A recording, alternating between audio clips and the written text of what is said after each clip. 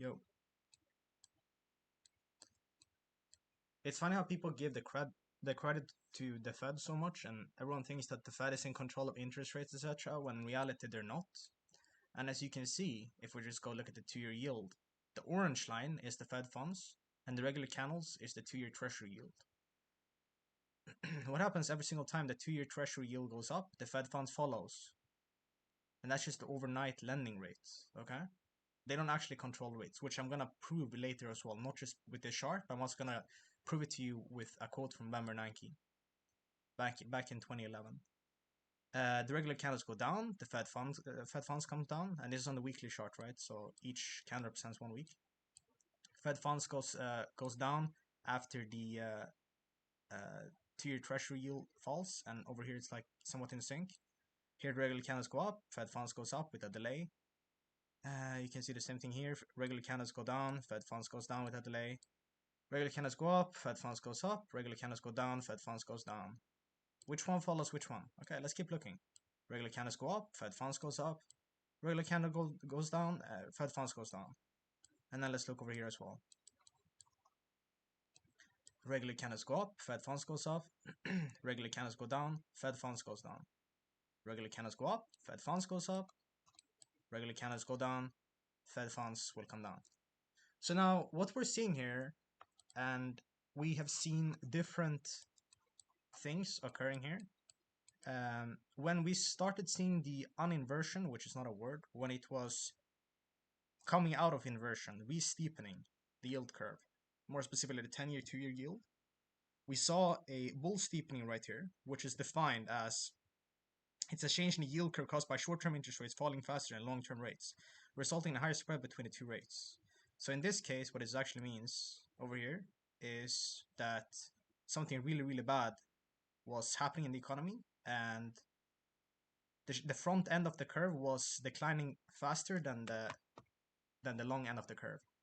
Okay, so the 2-year was collapsing, and you can see it went from 5.1 down to 3.5, whereas the 10-year during this same time period went from 4.1 down to 3.2. So this was a 0.9% decrease, roughly, from 4.1 down to 3.285. And if we go to the 2-year, you can see the same thing here, but with it was way bigger, right? This move here, from 5.1 down to 3.5. So over here, we started seeing bull steepening. Over here, we saw bear steepening, but it never came out of inversion with bear steepening. Bear steepening is when there's growth and inflationary expectations in the economy. Okay? Right now, we're witnessing bull steepening again. So it's funny when people go and they talk about how the Fed is in control of interest rates, and they point towards this and they go like, yeah, so in March of 2024, rate cuts are being priced in, which you can see here is 55% chance. Well, the Fed is not in control of interest rates, and we just saw that. And if you want proof of that, I'm actually gonna bring up a tweet right here. It's from Jeff Snyder's YouTube channel, by the way, so I just wanna clarify that beforehand. And it is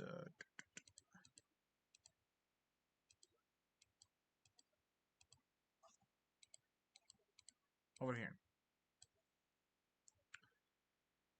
Ben Bernanke in 2011 said, when I was at the Federal Reserve, I occasionally observed that monetary policy is 98% talk and only 2% action. The ability to shape market expectations of future policy through public statements is one of the most powerful tools the Fed has. Ben Bernanke said this in 2011. And again, this is from Jeff Snyder's Eurodollar University's YouTube channel. But so we can see even here that Ben Bernanke, the Fed chair at the time, was admitting that the Fed is not actually in control of interest rates. They can, however, have a impact on interest rates from a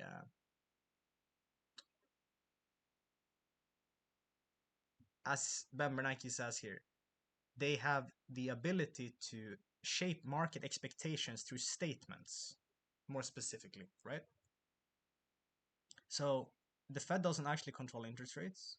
And so when you see this shit being priced in as so, bro, you just look at the 2-year yield and you'll know what's gonna happen to the Fed funds. But the Fed funds is irrelevant. It doesn't actually control anything at all. The Fed does not control interest rates, and this is like a huge misconception people have. they do not control interest rates. What controls interest rates is the bond market. Okay?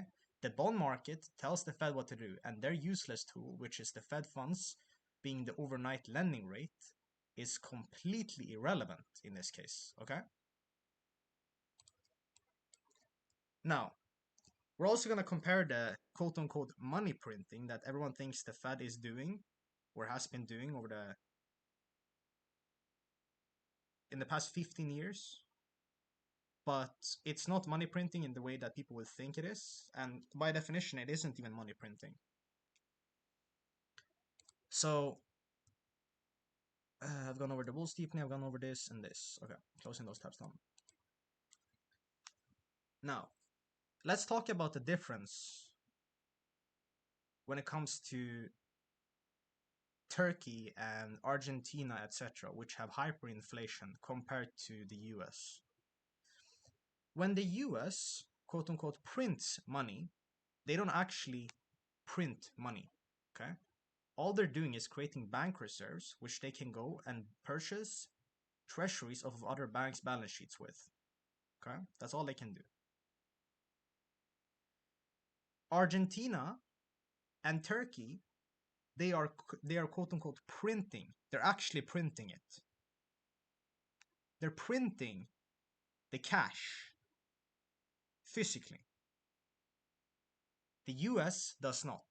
When the US money supply is expanding, it's because more debt has been lent into existence. It's not the same thing. So the US does not print money. The Treasury has bonds. The banks need those bonds for the collateral. And with that, they can make any loans they want. Okay? So that's just to clarify. The Fed does not actually print money. The system is just built upon debt. And that debt can contract in the same way it can expand. And that is normally through, well, when you see something catastrophic, it's normally through a credit event, which can lead to severe consequences. And I do believe we'll see that in 2024, 2025, because that's what history tells us. Now, people will look at GDP and they will say, yeah, but GDP rose by, how much was it? Was it 5.5 when the revision came in? These numbers are going to be revised later as well. It was last week's 5.2, and the previous was 4.9. So 4.9 to 5.2. Okay, but it was 4.9 here. Well, look what happened in 2007. In the fourth quarter of 2007, blah blah blah blah blah. In the third quarter, real GDP increased by 4.9%. The thing is, it didn't matter. The economy was still declining and going into a recession at around that time, because the recession began in December of 2007. Now, we're also going to look at CPI inflation, and we're going to see how quickly this can change. And you should be very careful what you wish for, because this is not going to end well. If you think that this inflation will just magically get you to your 2% target and it will stop there, and that the unemployment rate won't go up. We're also going to take a look at the unemployment rate, and you're going to see exactly what I'm talking about. So we had the same thing over here as in 2023. It doesn't mean shit. The GDP doesn't mean shit. Okay? And here's a picture I thought was kind of, it's a good point, right? But in reality, I also know that the Fed doesn't actually control the interest rates. So you're telling me the Fed tried to generate inflation of 2020 and 2021, but then lost control of inflation in 2022. And now they're trying to tame inflation by generating unemployment, but they're confident they won't lose control of unemployment. I mean, honestly, I don't even blame the Fed for a lot of these things. The only thing the Fed can do is, yes, they can go and buy bonds. That's all they can do. Or treasuries, rather. They can buy treasuries. Now we're going to look at the unemployment rates. One sec. This is also from Jeff Snyder's YouTube channel. I kind of thought it would be a good fit for this video. And this is basically what happened back in 2008, 2009, which was that the government was basically blackmailing the public with if they don't do something right now, if they don't come up with all of these um, solutions to the problem, which long term are just extremely bad. Why? Because it leads to malinvestments and some corporations. Today, as of 2023, it's estimated that roughly 10% of all corporations in the US are unprofitable and are zombie corporations which only live off of cheap credits. Okay? So if the government doesn't do something, it will be the Great Depression 2.0. Since it will be the Great Depression 2.0, this justifies doing anything. And I've gone over it. If you just want to watch it, there's a documentary called Panic, the untold story of the 2008 financial crisis. And you can see there as well Ben Bernanke, Hank Paulson, Jamie Dimon, um, George Bush. They're all talking about how this looks like it could be the beginning of a new Great Depression, right, in 2008. So they did anything they could with whatever tools they had available to them at the time to try and prevent that. But all it's doing is just gonna make it way worse in the future, right? So that's that. Let's go with the unemployment rate. So the soft landing narrative is centered around the fact that the unemployment rate won't go up significantly. So what we're gonna do is we're gonna compare it to the S&P 500.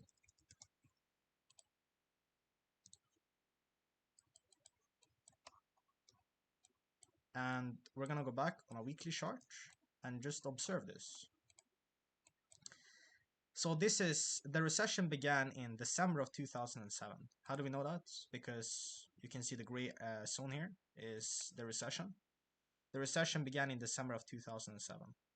Now let's look at the unemployment rate first of all. Where did it bottom? It was at 4.4 in October of 2006, December of 2006, March of 2007, and May of 2007. But then it rose from 4.4 in May of 2007 to 5% in December of 2007. So this was an acceleration in the unemployment rate of 0.6%, right? Between May of 2007 till December of 2007, okay? So in 7 months, you saw a 0.6% increase in the unemployment rate. Well, today, from April of 2023 until October of 2023, we have seen the unemployment rate go from 3.4 up to 3.9. Now, I've been talking about the unemployment rate going up for a long time. For a year and a half, I've said that it's going to go up significantly, and I believe it's going to go to somewhere between, it's really hard to say, 10 to 20%, right? It's such a large range. It's going to be worse than COVID as far as the unemployment rate goes? Could be. It's going to be worse than the GFC? Could be. But even if it's not, keep in mind, like even the stock market crashed harder in the dot-com bubble, and the unemployment rate only went up from, it doesn't even show on this chart, but it went up from 4% to like 6.5% or something like that. And you can even see over here, right? Like the California unemployment rate from 4.8 up to 6.7. 6.8, I guess. It peaked at 6.7. So let's say from 4.8 to 7. So a increase in unemployment rate of 2.2%. Now,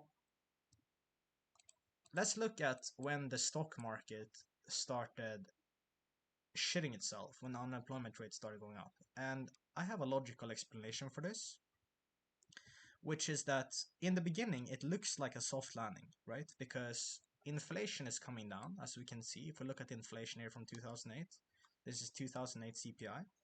You can see over here that in July of 2008, the inflation rate was 5.6%.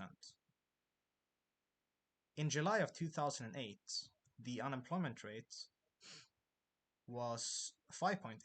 So it had moved off the bottom at 4.4% up to 5.8%. At this point, people started realizing, oh, it's probably not a soft landing anymore.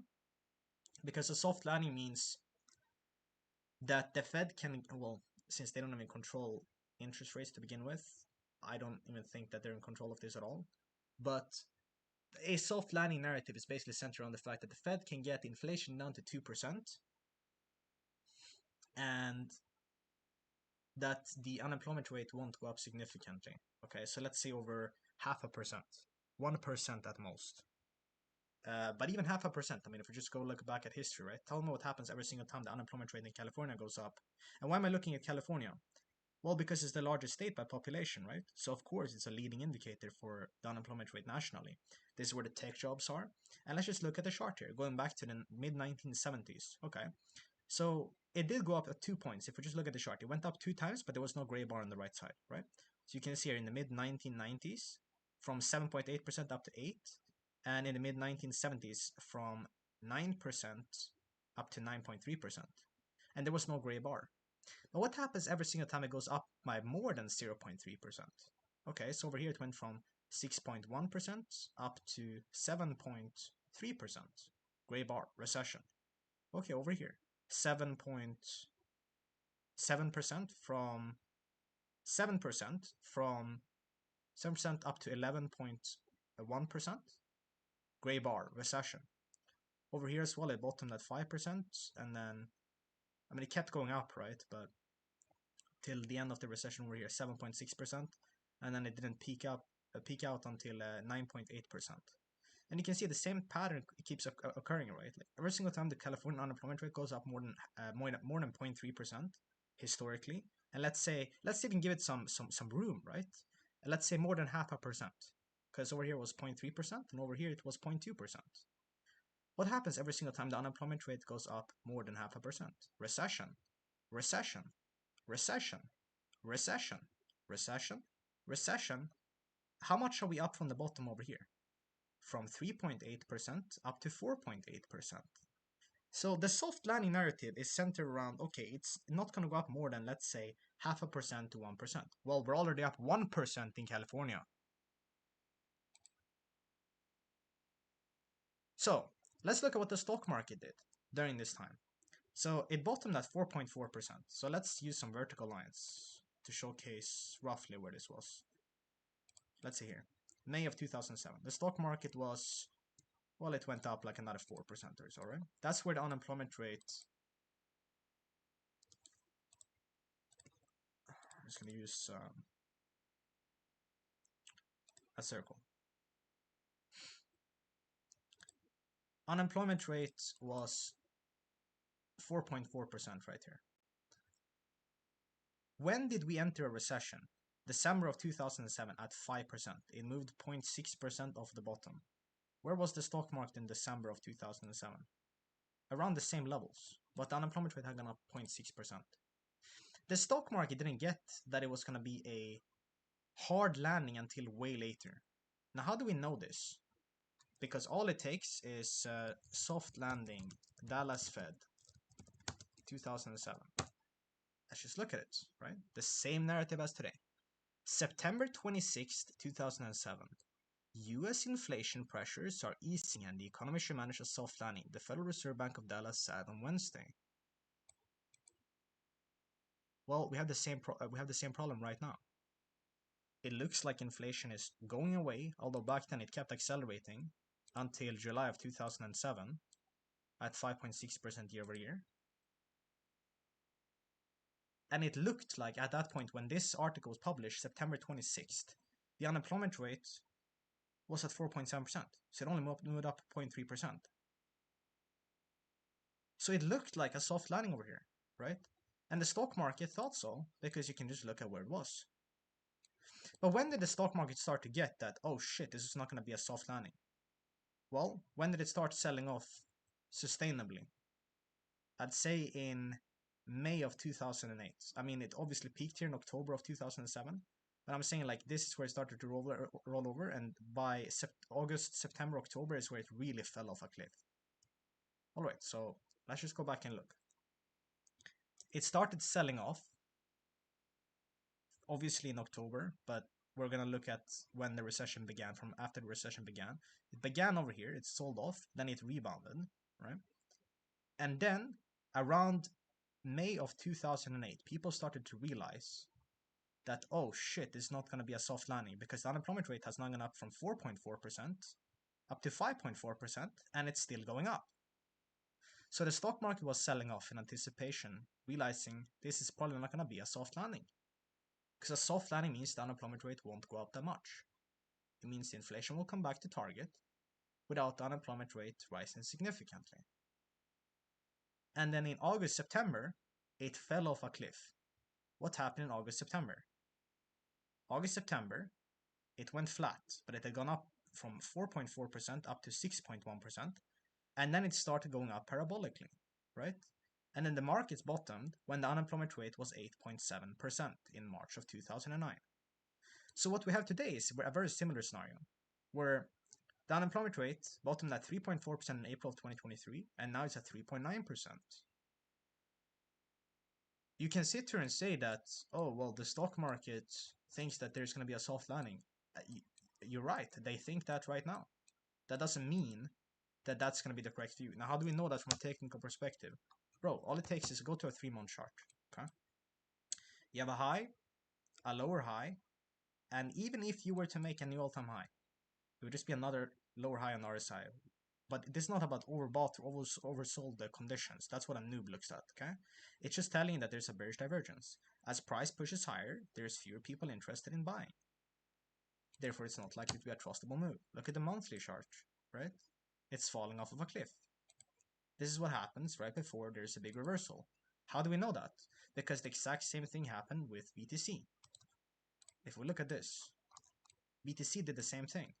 It had a high on the RSI, and then let's go to the weekly and look at this. It kept making lower highs in RSI, so as price was pushing higher, which is telling you that as price is pushing higher, fewer and fewer people are interested in participating in the move. And it led to it rolling over, right? And that's when BTC began its 77% decline. Well, you have the same thing in the S&P 500. You can even see here, look at this, compare that to this peak over here. People are not really interested in participating here. But even if you were to make a new all-time high, it would just create more bearish divergence. It's not a trustable move. So, again, the yield curve will be correct like it always has been. And what have we been saying for the longest time? We've been talking about how the unemployment rate is going to go up, and it's only once the unemployment rate goes up that the real crash begins. The unemployment rate is going up. I don't know exactly what week the stock market sells off.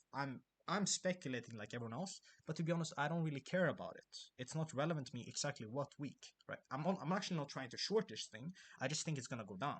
Why am I not trying to short it? Because number one, I don't trade stocks. I only trade crypto because of commissions, etc. Blah blah blah. But this is not a thing that's supposed to represent what's going to happen on a weekly or a monthly candle specifically, but more so what's going to happen in the next year or two. Okay? So as the unemployment rate goes up, we're going to witness people being forced to sell all their assets because they lose their jobs. And there's going to be a mass deleveraging.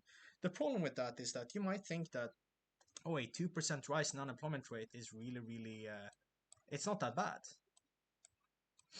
And just to put it into perspective, right? What happened when unemployment rate went up from 2% off the bottom, from 4.4% up to 6.5%? Where was the stock market when unemployment rate had gone up from 4.4 up to 6.5? So only 2% increase in unemployment rate. From over here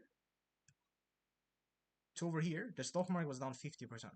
So from this period right here, where the unemployment rate went from here to here, the stock market was down 50%. So if you're trying to wait for the unemployment rate to go up, well, the stock market has already crashed. The unemployment rate kept going up as the stock market started to grind higher, right? Because the unemployment rate didn't peak until October of 2009, which was right here. October of 2009. 10%. So this is where the unemployment rate peaked. So again, this is where the unemployment rate bottomed. This is where the recession began. This is where the unemployment rate had gone up 2% and the stock market fell 50%. And this is where the unemployment rate bottomed. So it's not looking very promising for the stock market. And we see all the similarities between today and back then. Now, just to put this into perspective, if you're confused about what the yield curve is trying to signify, the yield curve, the 10-year 2-year inverted on April 1st, 2022. The 10-year 3-month inverted in October of 2022. All the yield curve tells you is that in the next 6 to 24 months, we're going to go into a recession or an economic downturn. It doesn't tell you the severity of it. It doesn't tell you how long it's going to last. It doesn't tell you exactly when it's going to happen, but within 6 to 24 months, and then we'll see how bad it gets. Now, the reason why I don't think there's going to be a regular recession is because when you have malinvestments and zombie corporations that account for roughly 10% of all corporations in the US that are only living off of cheap credit, all it leads to is a depression. Because when you don't wash out malinvestments and zombie corporations, there is only going to be more pain long term. So this is the change after the 10-year 3-month inversion, the leading employment index. You can see it's following the path. This is the total change and the months post 10-year 3-month inversion, and this is the average, right? The blue line is the average. That's what it typically looks like, and it's following the typical path. So unless we crash, unless the unemployment rate doesn't go, it has to go up in 2024, and the stock market has to go down in 2024. Otherwise, this time was different. It's so simple. We'll get our answers next year. It's very, very simple.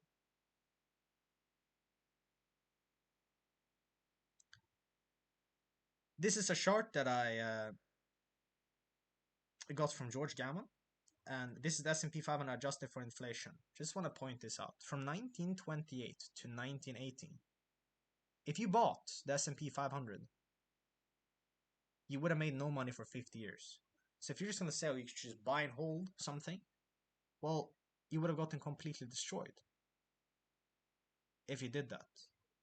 If you bought in 1928 and held till 1918, you would have made no money at all for 52 years, adjusted for inflation. So, and you can sit here and say like, but we're not in 1929. You're right, we're in something far worse this time. 1929 was a bubble in equities. It was not a bubble in everything. Today we have a, well, in the past couple of years, we've had a bubble in bonds, in real estate, and in equities. And the debt levels are way higher this time. And on a relative basis, comparing interest rates now versus back then, and amount of debt in the system, this is far worse. Okay? And all it takes is to just look at the money supply. And as arguably the greatest economist of all time, Milton Friedman, said, was that the primary cause for the Great Depression was a contraction in the money supply. Every single time the black line goes below zero, 1929 or 1930, Great Depression, 1921, Great Depression, 1893, Great Depression, 1870s, Great Depression. 2023, will it be different? Well, we'll have to wait and see. So there's a lot of things to be concerned about here, okay? Soft landing hopes and hard landing realities. As you can see, optimism tends to peak before a downturn hits. Number of news articles mentioning a soft landing, and then the US recession is in gray, okay?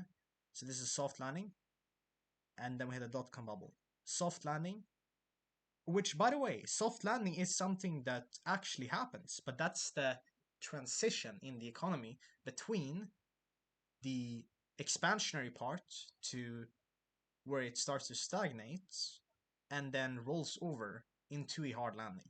So soft landing is occurring when people are Googling soft landing, and when news articles are mentioning soft landing, right? This is a soft landing right here, but this is the hard landing, okay? This is a soft landing here. This is a hard landing. Obviously over here, it wasn't really the same kind of build-up, but here you see the same thing again. This is a soft landing right now, but it won't be, because it never is. So keep that in mind. Now, why is the market up? If you're gonna try and make some explanation for it, well, let's just look at it, okay? If we go to the S&P 500, and actually we're gonna do this. We're gonna go to the reverse repo. So this is the ticker, RRPONTSYD. Okay, so this is money parked at Federal Reserve. Okay, you can see it started going up in April of 2021, and it peaked right around the end of last year, beginning of this year, and then it started going down. So since the peak here, it was 2.6 trillion, and today it's 768 billion. There's been a $2 trillion decline in the reverse repo facility, And what has happened to S&P and Bitcoin since then? If we just invert this, you can see that as the reverse repo facility is being drained, the stock market goes up. Now let's do the same comparison with BTC. What is BTC doing? As the reverse repo facility is being drained, BTC goes up, and the reverse repo facility in blue is inversely correlated. Okay? And that's why I've inverted it. So this is the reality of the situation, and keep in mind, be careful what you wish for. Inflation 5.6%. What happened by December? 0.1%, because it started seeing deflation readings of 0.4%, 0.1%, 1%, 1.9%, 1%. Be very careful what you wish for. Alright?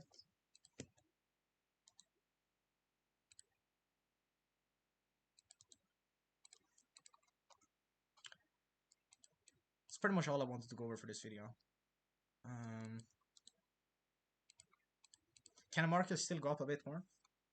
I'm sure they can. There is even a chance that at this point, I'm not saying this will happen, but I can see it happening because there is more liquidity that's going to be drained from the reverse repo facility that could flow into equities. And if so, the S&P 500 could make a new high, and BTC could go up a bit more. I can see that being the possibility. Now, I'll be honest, like, the move from a technical perspective has shocked me, okay, at many points. I got pretty much all of this price action correct. I even called this bottom. And even this rally up to here. This is where I have been wrong from a technical perspective with all of this price action right here. But I don't believe it's going to last.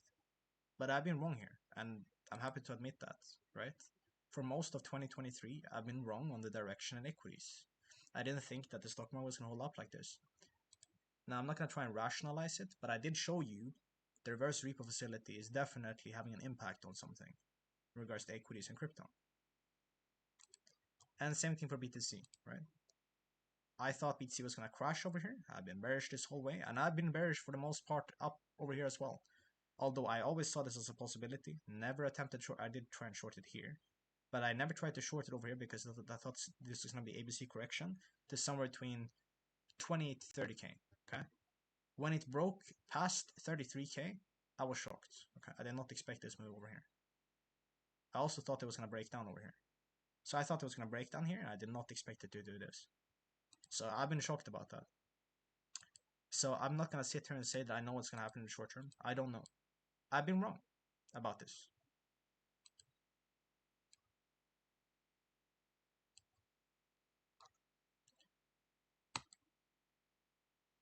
But as the yield curve starts to uninvert or re-steepen through bull steepening and gets past this horizontal line at 0.00%, the economy will go down with, or the stock market will go down with the economy when the unemployment rate rises. So 2024 will give us our answers. Keep in mind, bear markets make fools of both bulls and bears. I've been wrong about the directional move in the stock market for a large portion of 2023, and same thing with BTC. Now I never positioned myself for this move here, even though I thought that this was a decent probability. You can just go back and look at my video I made on November 21st here, where I was talking about how there's a good possibility it does a 2x off the low. But I never thought that it would break past that low right there. And I never thought that the S&P 500 would get back up to these levels. Number one, I never thought that it was over here. I never thought it was going to take out this high. Then it did over here. And then I thought that there was going to be a bounce. I did not expect it to go up this high though. And you can just go back and look at my videos and you'll see that. But again, I've been wrong for a lot of 2023 in regards to a technical perspective. And I'm happy to admit that. But I don't think I'll be wrong about the economy in 2024. And I do believe the stock market goes down with it. So that's all. Peace.